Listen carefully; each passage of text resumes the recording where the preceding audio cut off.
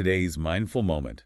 History can sometimes feel, I don't know, kind of like this big overwhelming thing, but sometimes, individual stories can give you a much better sense of the human impact than just reading it in a textbook. Right, like you can connect with it on a personal level. Yeah, and that's what we're going to be doing today. Yep. We're diving into Farewell to Manzanar, try to understand Japanese American internment, but through like one family's experience. It's an incredible memoir. Really Yeah. allows you to kind of, I think, see that period in a different light. Yeah, it's Jeanne Wakatsuki Houston's story.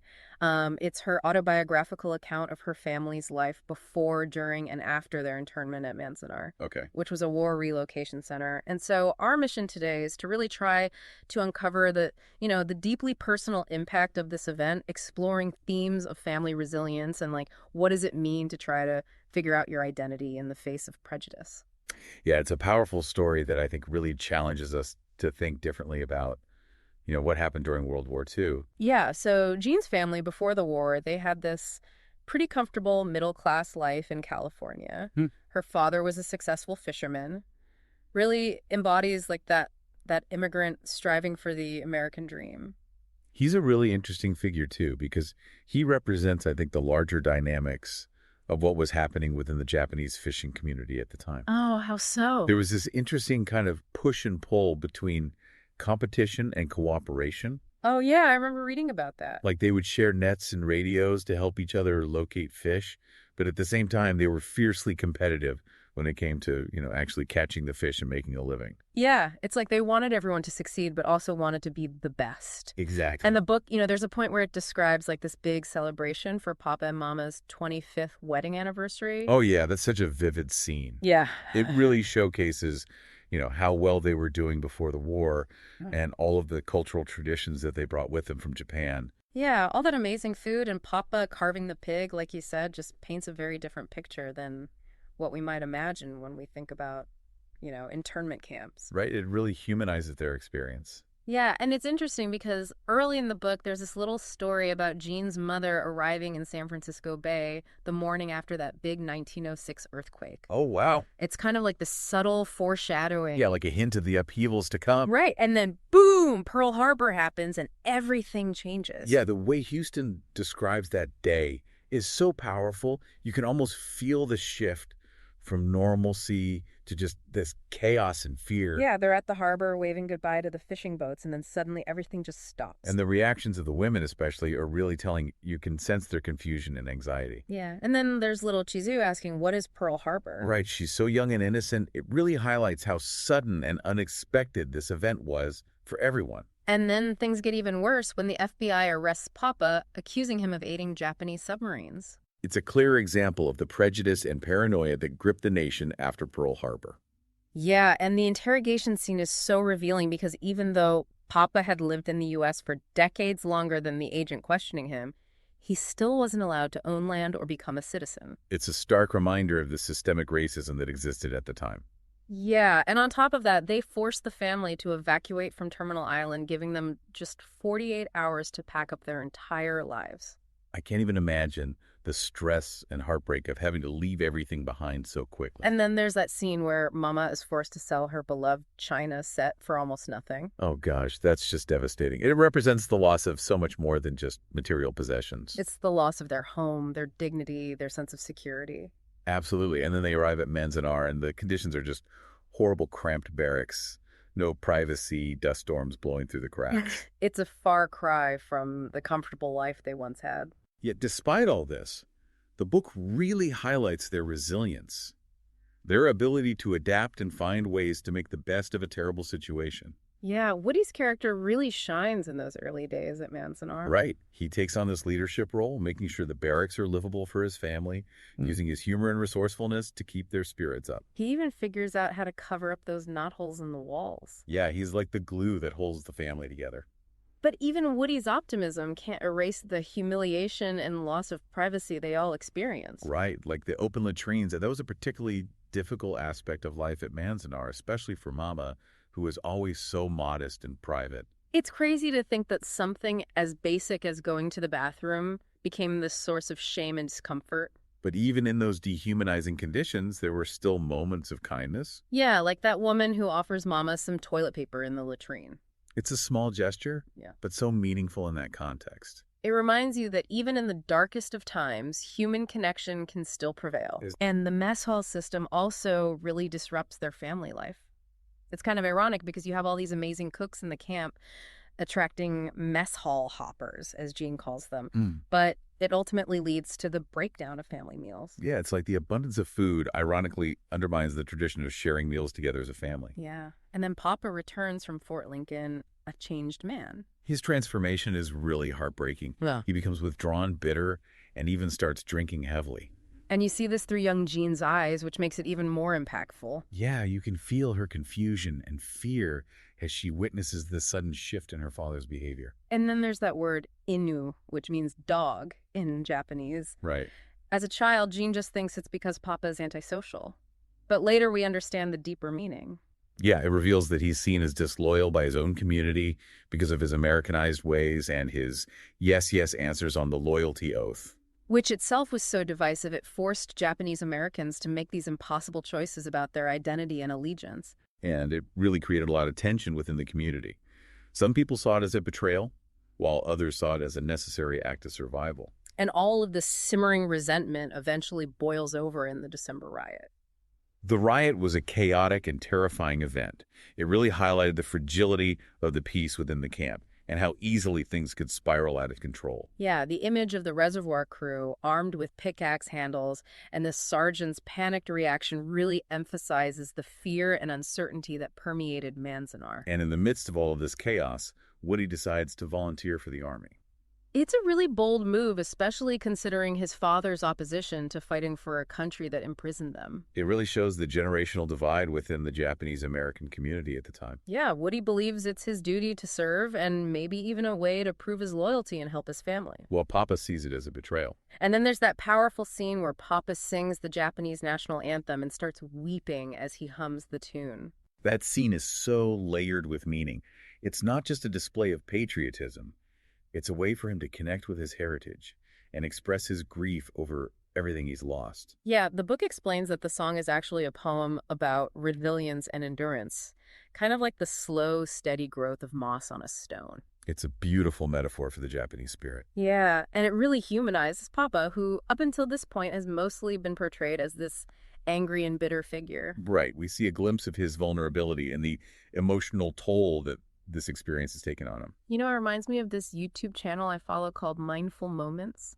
What's that about? They use AI to analyze audiobooks and pull out these little insights and turning points in the story. That's interesting. Yeah, and I feel like that scene with Papa singing the anthem is one of those moments where you really see his character shift. Yeah, it's a turning point for sure. And then just when things seem to be calming down in the camp, they get the news that they're being released. It's a bittersweet moment filled with both relief and apprehension. Yeah, I bet. They're leaving the confines of Manzanar, but they're also returning to a society that still harbors a lot of prejudice against them. Right, and the book talks about some pretty disturbing incidents of violence and discrimination against those returning from the camps. It's a reminder that the trauma of the internment experience didn't just end when the camps closed. Yeah, and for Jean, this fear is mixed with this yearning for the outside world. She spent years reading catalogs and imagining what life is like beyond the barbed wire. And now she's finally getting a chance to experience it firsthand. But it's also a really scary prospect.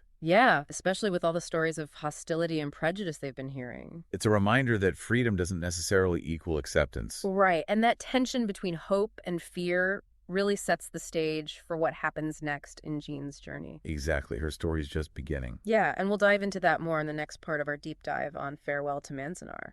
I'm looking forward to it. Yeah. You know, it's interesting to think about how the book kind of sets up Papa's, act of defiance with that car. Oh, yeah, how so? Well, even early on, you see how much he hated working for anyone else. He always wanted to be his own boss. Right, that independent spirit. Exactly. And it's almost like that reckless drive that leads him to buy that car even though he has no money. Yeah, it's not just a purchase, it's a statement, Absolutely. It's like he's rejecting the limitations that have been imposed on him.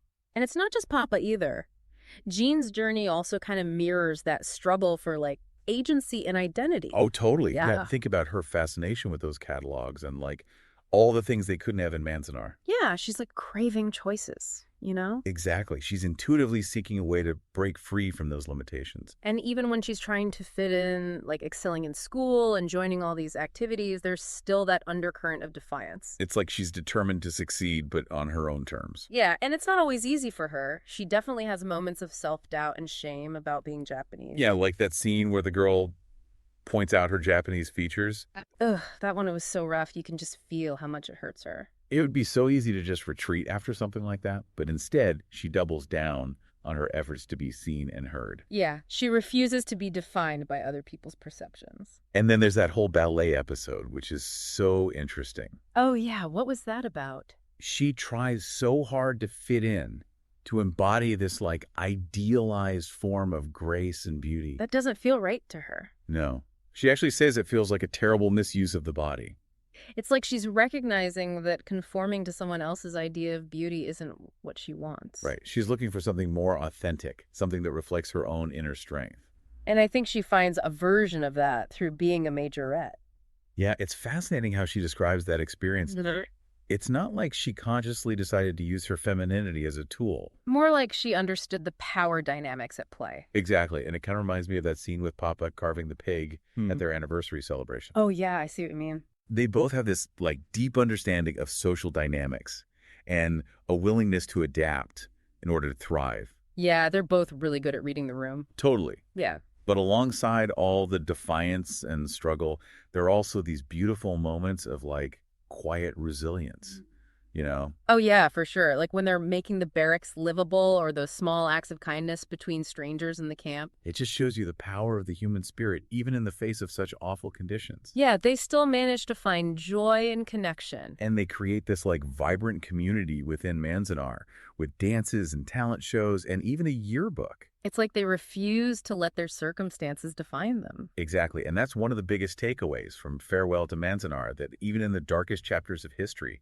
there are always stories of hope and resilience. And it's our job to seek out and amplify those stories. Absolutely, because history isn't just about dates and events. It's about individual lives and experiences. And those complexities are what make it so relevant to us today. One thing that really struck me about the book was how it showed the lasting impact of trauma. Yeah, the internment wasn't something they could just leave behind when the camps closed. Right. It stayed with them and shaped their worldviews, their relationships, even their sense of self.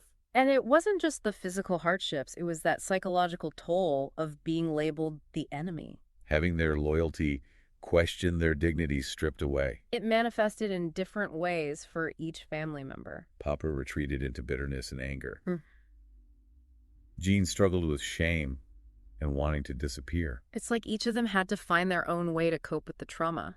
But even amidst all that pain, there's this incredible resilience. Jeanne describes it as a needle in her nervous system. A constant reminder of the past, but also a source of motivation. Yeah, like a drive to prove her worth and fight against injustice. That image perfectly captures the duality of trauma, you know? It can wound you, but it can also ignite a fire within you. And those experiences have ripple effects. They impact future generations. Even though Jeanne's children didn't live through the internment, they inherited its legacy. The pain and the resilience. It makes you think about how our own actions today might shape the world for future generations. It's a huge responsibility. Yeah, we have to learn from the mistakes of the past and work towards a better future. Farewell to Manzanar is a powerful reminder of that. It challenges us to confront uncomfortable truths about our history.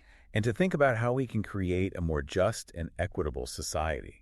The book asks, how might Jeanne's story resonate with other marginalized groups today? It's a really important question because even though the internment was a specific event, the themes of prejudice and discrimination are sadly universal. We see those same patterns repeating throughout history. Whether it's the targeting of Muslims after 9/11, the demonization of immigrants, or the rise of authoritarianism. The lessons of Manzanar are still so relevant. And that's why it's crucial to engage with stories like Jeanne's. They remind us that freedom is fragile. And that we have to be vigilant and speak out against injustice. Farewell to Manzanar is more than just a historical account.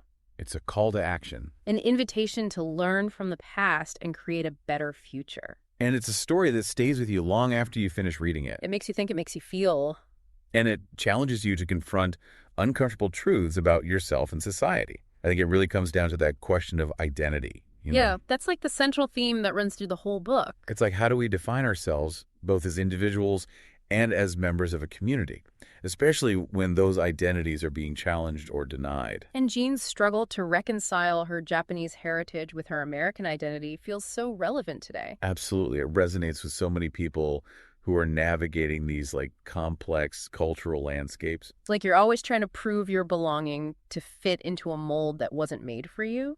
And even when you achieve success, you wonder, did I compromise too much of myself to get here? Yeah, that tension between assimilation and authenticity is something Jean really grapples with. We see it in everything she does, trying to excel in school, exploring different religions, joining all these activities. Even her choices about clothes and hairstyles. It's like this constant search for a way to express her true self. But it's not about picking one side over the other, It, right? it's about finding a way to integrate those different parts of yourself. To create something new and unique. And that journey can be messy and uncomfortable. For sure, there will be mistakes and doubts along the way. But it's through those challenges that we figure out who we really are. And sometimes that journey takes us back to our roots. Like Jean's return to Manzanar at the end of the book. It's more than just a physical journey. It's like a pilgrimage, a way of confronting the past. And reclaiming those lost pieces of herself. But it's not about dwelling in bitterness or romanticizing what happened, It's about acknowledging the pain and the injustice. while also recognizing the strength and resilience that came out of it, Yeah, that act of remembering is so important for healing. both for individuals and for society as a whole. It allows us to learn from the past and move forward. And Farewell to Manzanar really emphasizes that those stories matter. That individual voices can challenge the dominant narratives. And it encourages us to listen to those voices, to amplify them, and to honor the complexities of our shared history. It's a book that really makes you think critically about the world. And to engage with history in a way that's both personal and meaningful. Well, that was an incredibly powerful deep dive into Farewell to Manzanar. It really is a remarkable book. If you're looking for a story that will challenge your perspectives and stay with you long after you finish reading it, I highly recommend checking it out. You can find a link to purchase the book in the show notes. And if you want to explore more stories like this, be sure to subscribe to the Deep Dive. We'll be back with more thought-provoking conversations about history, culture, and the human experience. And don't forget to share this episode with your friends and family. And as always, keep thinking critically about the world around you. Until next time.